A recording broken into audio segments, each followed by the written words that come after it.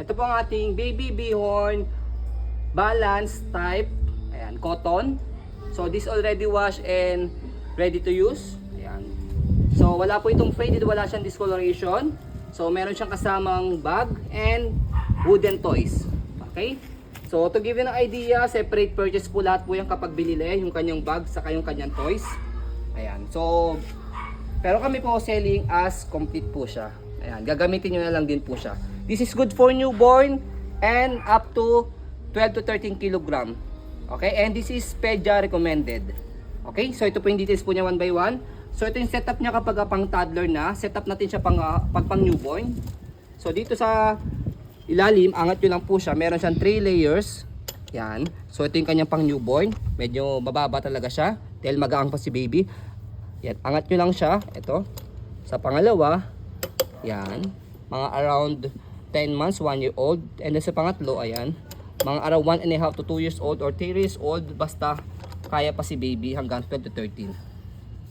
Okay? So ayan o, Chairmax, 13 kg. Okay, so ito yung kanyang tela, cotton type.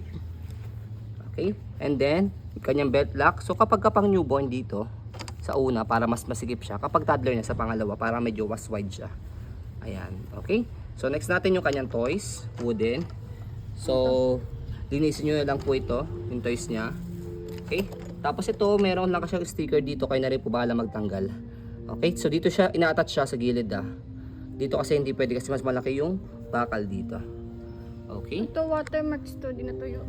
So kung di po kayo satisfied sa wash po namin, wash nyo na lang po ulit po siya. May stain Okay. lang dyan. Selling low, this one. So lahat yan natatanggal, yung mga water stain na yan. Yan. Okay? So next natin yung kanyang body frame. Pakita mo yung body frame niya. Body frame niya makinis pa. Actually may plastic pa, nasa may plastic niya. Ayun, nandun pa yung plastic niya. Fold mo na. So ayan. So sa pag-fold po sa kanya, so angat lang siyang ganyan, and then yung kulay pula, angat lang siyang ganyan. Aangat yun lang po yung kulay pula. So yan. So yan siya kapag naka-fold. Okay? So pag lalagay niyo po siya sa bag, tatanggalin niyo lang po itong toys niya. So ito yung bag niya. Wash na rin po ito.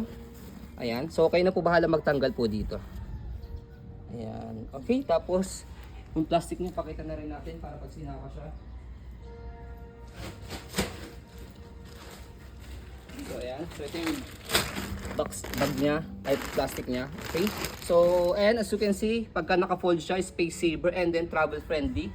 Kaya kahit mag out of town po kayo, pwede niyo po yan dalhin. Yan. So yan po ang ating baby bihorn balance soft